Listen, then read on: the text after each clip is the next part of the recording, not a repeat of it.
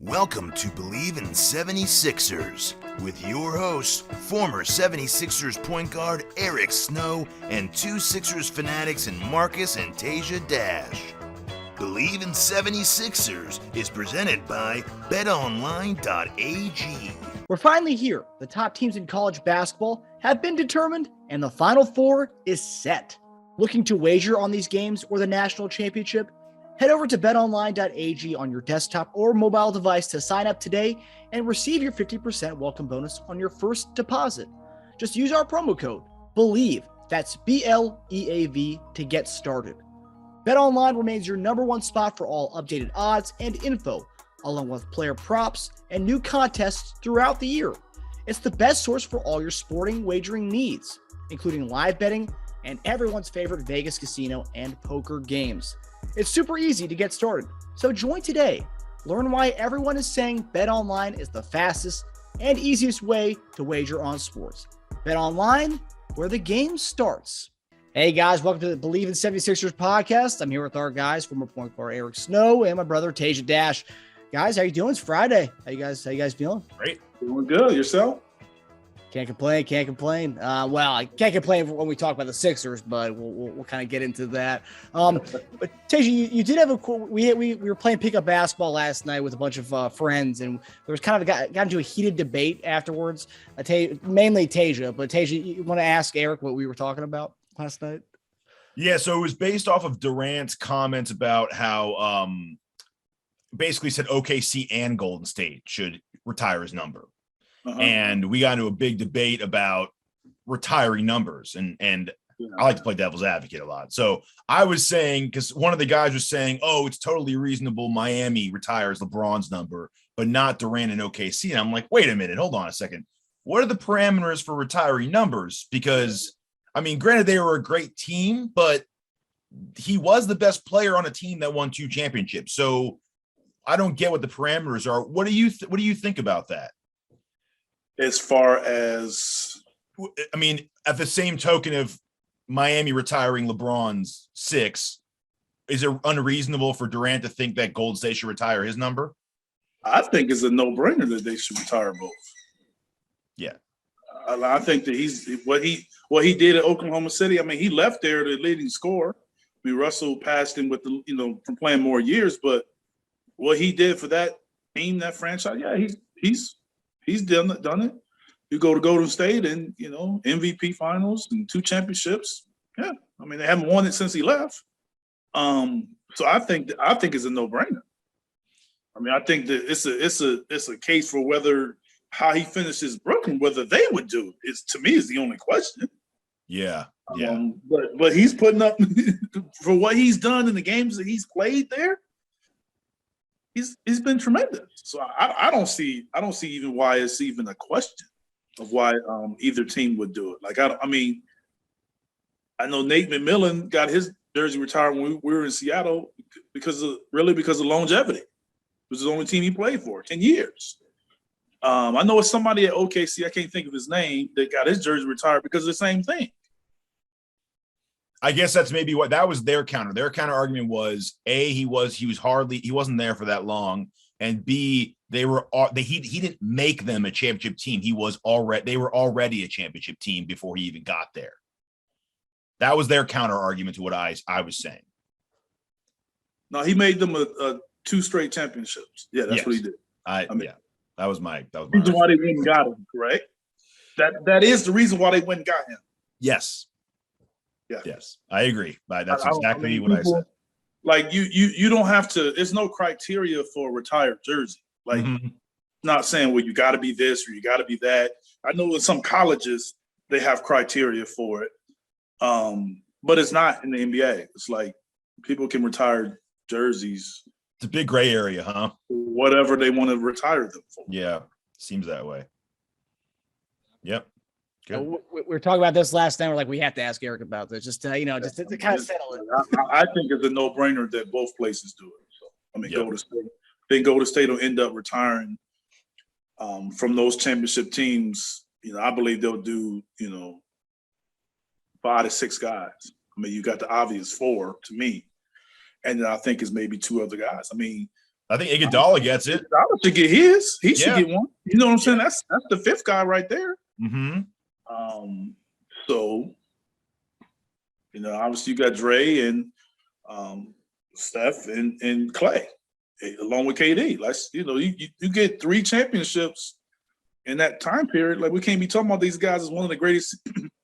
Excuse me, the greatest teams ever played. They can't get their jersey retired. Like, that was so right. I agree. Before they put up championships, all of those guys should get it. Yeah, people look at Teja crazy last night when he brought up Iguodala getting his jersey retired. Yeah, I was like, they're like, like look, Bruce Bowen is retired with the Spurs. That's a great example. Hell, I even brought up Robert Horry with the Lakers. Yeah, I mean that the tougher part, the thing about Robert is like he was huge for the Lakers, huge, but that's where they wouldn't have won one of those. But that's where like the debate is like, did he play long enough? But it don't matter. You know what I'm saying? Whereas Bruce played a long time, but like, I think Robert. But the difference with Robert and the Lakers is, I think he deserves it. But when you look up there in the rafters, it's only a certain level that they put up there. Yeah. You know what I'm saying? So. You mean like Kareem, you're not Kareem, Magic, Kobe, Robert Horry, you mean? Yeah, the Lakers are different. Like it's certain their criteria, I think, is on a different level than some other teams of who they put in the rafters. So LeBron, in your opinion, in LA gets one. Yes. Is that because he won one with them? Yes. Okay, so if he didn't win one and he played like 5 years of really good basketball, you'd say he shouldn't get one up there. I wouldn't necessarily say he shouldn't. I would just think that, I don't know. Okay. Because, with the Lakers, it isn't always about whether you're good enough. Yeah, you got to get the ring. So we obviously know he's good enough, but their criteria is different. Harder is different.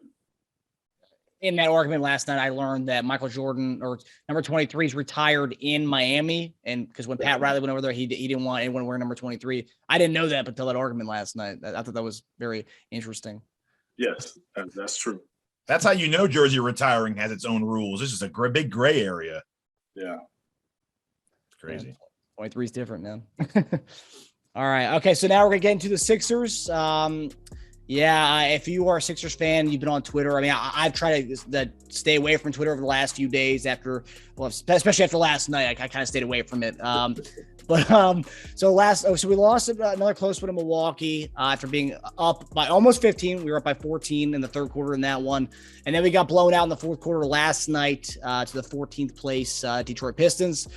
So we kind of been touching upon this a little bit over the last few weeks of the Sixers giving up big leads. But what is going on, Eric? I don't know. I honestly don't. We can put together spurts, and you can get leads, and you can look like a dominant team, and then it's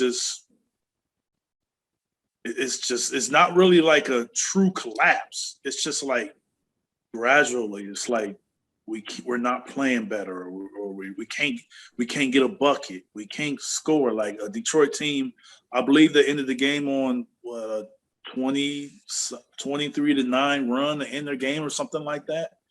23-4. Yeah, worse. So it should never be like that. Like that should never happen. Especially right now because the stakes are higher. Like you are playing for a playoff seed. We're 4 now, but 5 and 6 aren't too far behind. I mean, it's still reasonable for them to catch you. Yeah. And you don't want to put yourself in a situation where you're on the road every series. That's really an uphill battle. So it's disappointing from the standpoint that the sense of urgency in closing games and the sense of urgency of just putting teams down and keeping them down hasn't happened the last few games. I mean, I think the Laker game and the Clipper game that happened, but since that point, it's been pretty tough as far as holding leads, maintaining leads. and then just keeping the team down and knowing how to just bury a team and get the win. Like we should have had some of these games where we're have our guys going over, sitting down, and getting rest at the end of the games because we've pretty much cemented this win, and that's just not happening. So that's disappointing because that brand of basketball and the way you're playing can easily transfer to the playoffs. Easily, that's something that's going to be hard to shake. Yeah, Hey, what are your thoughts? I don't know. I honestly don't know what it is either. It's really strange. It's. And I said this to you during the game. I said to you during a couple of games, the Milwaukee one especially. We get teams in this like 8 to 12 point range where we're up just in that range. We get it up to 12, they get it down to 8. We don't ever put our foot to their throat. And then all they need is a mini run, and it's a 2-possession game. We're only up by like 4, and it feels like a completely different game. We just don't get them to like the 20-point lead a lot. I mean, I know we have that, the 15-point thing, but even with that, they get it down to 10 a lot.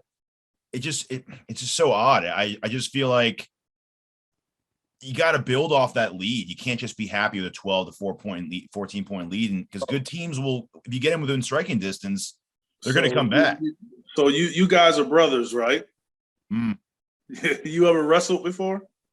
Yep. Yeah, sure. Okay, you wrestled, right? So when someone was on top and you're wrestling and someone's on top, do you expect the person that's on the bottom to eventually fight more, right? Fight harder. Yep. Right? Yeah. Okay, there you go. That's what it is. They're going to especially if the guy on the bottom is really, really strong too. Yeah, they're going to put even if they aren't, they're going to try harder. So if you pull back and you don't continue to get harder, they're going to eventually cut the lead. Yeah. And that's what they're doing. So then all of a sudden they cut the lead and they get some confidence going. And then all of a sudden they have a guy like Giannis. Then it can really change. It can change quickly. Yep. You in Phoenix and they got those guys in that team, it changes quickly. Detroit got some young guys that got it going. They felt good, and now all of a sudden they're playing desperate. They're playing like it's no pressure. Things change. It's so weird, too, because you look at the Pistons game, if you just saw our box score and you saw our stats, you'd be like, we must have killed them, right? Because yes. Tobias shot well. He's 6 of 9, 14 points. He had 3 blocks, only 1 turnover.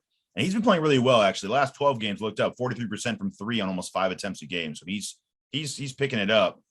Maxey, 13 points, 5 of 10 shooting. That's not bad. 10 shots, not enough. Joel, 11 of 19, 37 and 15. He did have 7 turnovers, but still. And then Harden is the one you're like, 4 of 15, 18 points, which is pretty bad. But our bench did nothing. So they were outscored 38-9. And then again, that run at the end, I just think, and I read a stat yesterday, our bench is last in the points per game scoring since All-Star break, 23.3 a game. They're just not. I think some of it is we're just not getting stops when we need them. Because you can, on offense, you can miss all the shots you want if you got a lead. If you got a 15-point lead and you don't score again, if you stop them from scoring, guess what the lead is? Still 15 points. Yeah. So if you get stops, you can still win games. But I think that the one thing that, especially with the Detroit game, we had loud turnovers. And what I mean by loud turnovers are turnovers that can be prevented or turnovers that are leading to easy baskets. Those loud turnovers are game changers. It's not like it's a turnover where you try to throw a lob and it goes out of bounds. You can get back and set your defense. I'm just talking about those turnovers where guys turn over, no one runs back. Now all of a sudden they get that layup, then come down, they get a stop, they hit a 3. Those turnovers, those loud turnovers really hurts. And I think big swings. Detroit, you look at that possession, couple turnovers. I think it was Maxey and Joel had them. They both had turnovers, and Bay ended up hitting the 3, yep. And then the game just changed. Yeah, it was almost out of reach so quickly. It was not only were they winning, it was I didn't think we could win at that point. It was I don't think we're in. There's 3 minutes left, but I think this game's over. If you only watched the fourth quarter, or either at the end of the fourth quarter, you would have never thought that we were ever in that game. Mm-hmm. Yeah, it's crazy. I just And, I'm going to bring up what Doc said last night about lack of bench because everyone wants to blame the bench. They didn't score, but they hardly shot. So, Doc said, well, they didn't struggle. They didn't get a lot of shots. In their defense, I think that stricter's more about James than them. So, yeah, it's a tough night. So, yeah, I heard Doc say that, but I'm wondering, and if they say he was out of context, then what context was it supposed to be? It sounds like he's blaming James. Is he blaming James for shooting too much? But he didn't shoot a lot. The thing is, even if he did, you told him to. We have a quote from last week or 2 weeks ago of him saying, "No, that's what I'm saying." Because is it? Because I'll explain it. I just explained it to my son not too long ago. Would you want a guy that shoot a lot or a guy that dominates the ball? Which one you want to play with?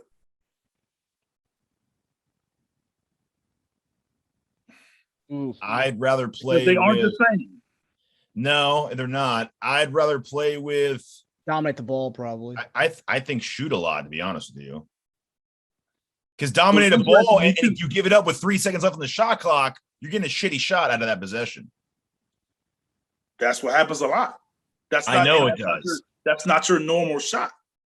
So a ball dominant guy, and there's a lot of them, but they come in different shapes. But you play with a guy that shoots a lot.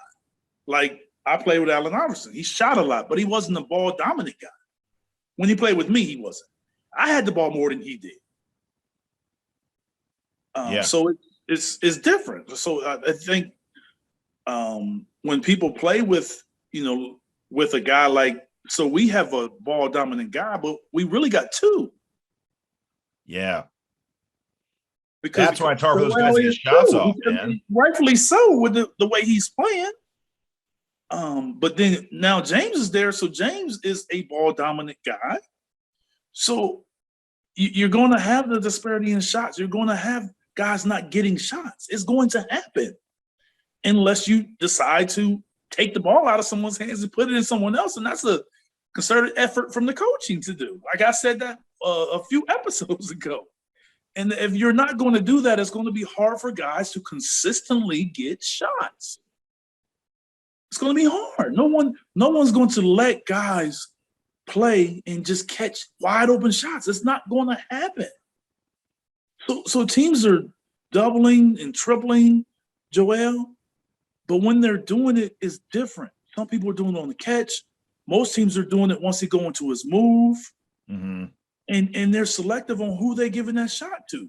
So that's what's making it so hard. And that's why I was saying before, another James got to take more catch and shoots because of that.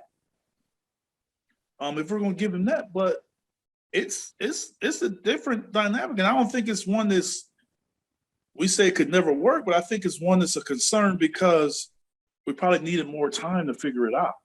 Yeah, that's why they say midseason trades are tough to win a championship with, especially with a guy like James. It takes, not to mention, I said this last night to you, Marcus, we're an incomplete team. I mean, we need another offseason to fill in gaps and get other players. We lost 2 important players to our team, and we got one, but we're still missing an important depth piece. We don't have a real spark off the bench. I mean, Niang's a great open shooter, but he's not a spark off the bench, so we are missing things. So I'm not shocked by some of the struggles that we're having.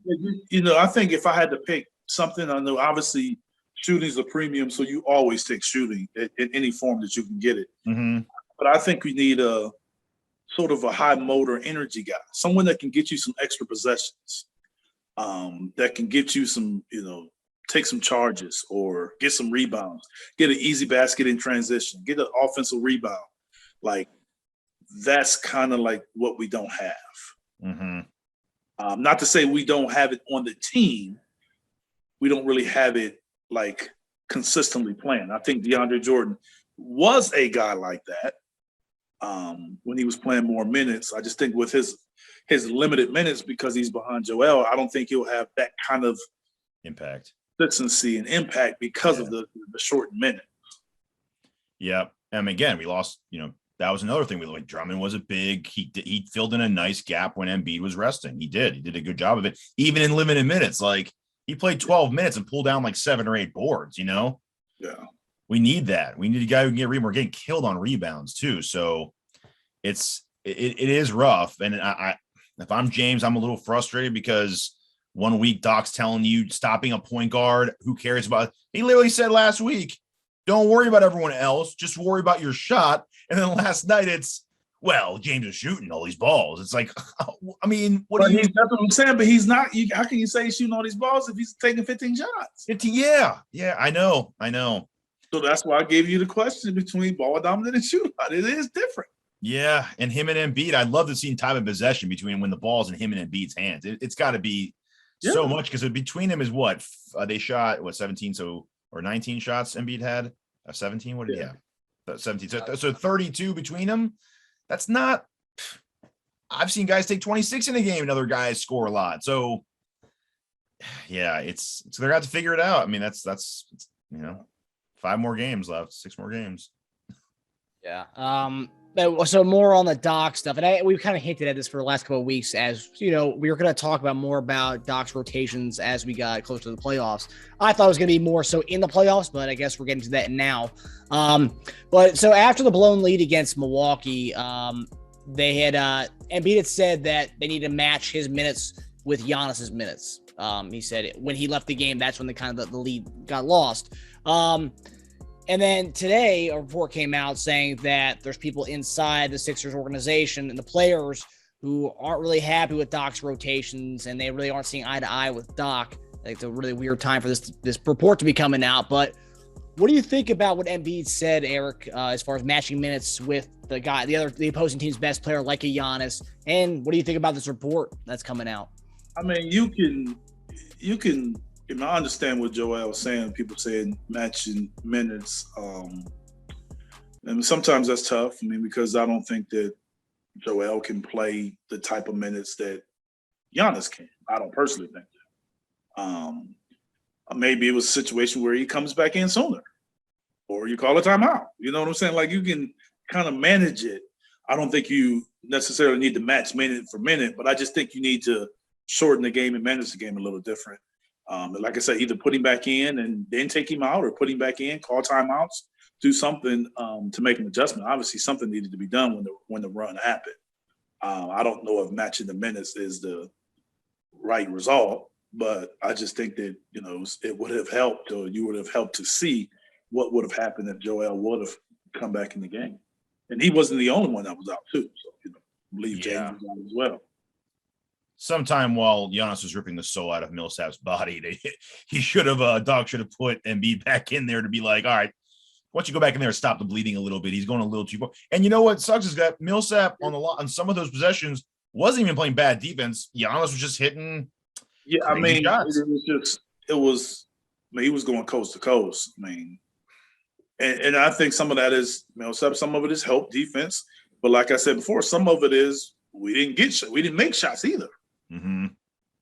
So, that lead was cut because they were scoring. So if you still score, then the league, the drought isn't that bad. But you have to get stops. You have to score the basketball. So it's kind of both ends. So I don't think it was just all they wanted to run, which they did. But we just didn't make shots and get stops. That's a horrible combination. Yeah. And Giannis as far as the reports from Doc, I mean, who knows? I mean, I think that you have these reports, obviously, when you're on the losing streak, things come out. I think people have been sitting on that for a while because it's someone, if this season doesn't end the way the things are hoped and the way people want it to go, I mean, that finger is going to be pointed at someone. It's going to maybe quite a few people, but someone's going to be up top for that finger to be pointed at. So you have a situation where the team and management made a change. So when that happens, if it doesn't work out, then it's either going to be the management, the coaching, or the players. Somebody's going to get that finger pointed at them. So Last year it was Simmons. Something to expect it. Last year it was Ben. Simmons is gone now. No more. Can't blame it on Ben this time. I mean, you put it on Ben, and unfairly. I mean, he probably, I'm sure he got most of the blame, but he wasn't the only guy out there. I mean, the Hawks didn't beat him just because of him. Yeah, we didn't give up 25-point leads only because of one guy. Yeah, so, and that's still happening. Yeah, things are still being lost, and he hasn't played this year. So. And that is on Doc's resume, losing big leads and big series leads. So I think it really depends on how we get. If we get, well, hopefully we all want us to win it all, but if we do get booted from the playoffs, how do we get booted? I think that's going to be a big question. How and to who? Yeah, can't lose a series with home court anymore. No, and I'm okay with Embiid's comments. I think Doc and Embiid are both very honest guys to the media. They're both pretty raw, right? Doc will tell you how he thinks, and same with Embiid. So I mean, if Embiid's saying that, I'm okay with him coming in and stopping the bleeding. I know the whole players play and coaches coach thing, but you can't stop a guy from the bench. So if you're not out there playing, I understand that, but it's if you're gonna play the whole game and he's gonna do it. I don't. He probably could help from a standpoint of getting us, protection at the rim and scoring on the other end. I definitely think it could have helped. But the way he was rolling, I mean, he is one of the top players in the league for a reason. Yep. I think Doc better tread lightly a little bit when you're calling out James Harden. That's Maury's boy. So I mean, I don't know. I think Maury's going to side with his guy Harden if it comes to that, and there is an early round exit. But I will say there's something we talked about last episode was giving more minutes to Bassey and Paul Reed. A big thing that people were really pissed off about during that Bucks game was if you look at that game before All-Star break, when Paul Reed guarded Giannis, Giannis is 4 for 11 when guarded by Paul Reed during that game. Good job on him. And everyone's like, at what point were we not going to kind of at least sub out? Because Millsap, he did all right, but it wasn't working when Embiid wasn't in there. Why just rotate somebody else, try something new instead of kind of continue to beat a dead horse and try the same old things? Like we used Paul Reed before and it worked. Why not try it again? That's something else. I get that. I understand that. If he's in there and then he's had success with him, at least I can see trying it again. Not to say it would have happened, but at least give it a shot. Doc can be pretty stubborn sometimes. I think that's he gets his. I'm going to do this. We're going to see it through. And he kind of just sticks to it all the way to the ground, right? So I think a lot of coaches are like that, man. They're I don't think it's only Doc, but we've seen that before, right? Like even in the playoff series, it took him a while to get some other guys off the bench, and that one game he finally put Shake in, and Shake went off and pretty much saved the game for us. But before that, I think Shake was in the doghouse. Maxey hardly saw minutes in the playoffs, so I think Doc gets set on who he wants to be in there, and that he's not going to compromise. That's why the other day he said everyone's giving him credit, or not everyone's making fun of it. But I thought about putting Bassey or Paul Reed, but I didn't. Oh, okay. Thought about it. All right. Okay. Well, hopefully we figure out this kind of bench situation. We talked about it for the last 2 weeks. We got to figure out our 8th and 9th guys. Hopefully Paul Reed, hopefully we get him in this next, these last 6 games. Hopefully he gets in and actually shows something that Doc may want to play in the playoffs, because he's a fan favorite. The guy's all energy, and he might be that spark that you were talking about, Eric. I mean, when he's played, he has shown some kind of spark, and he's kind of fun to watch.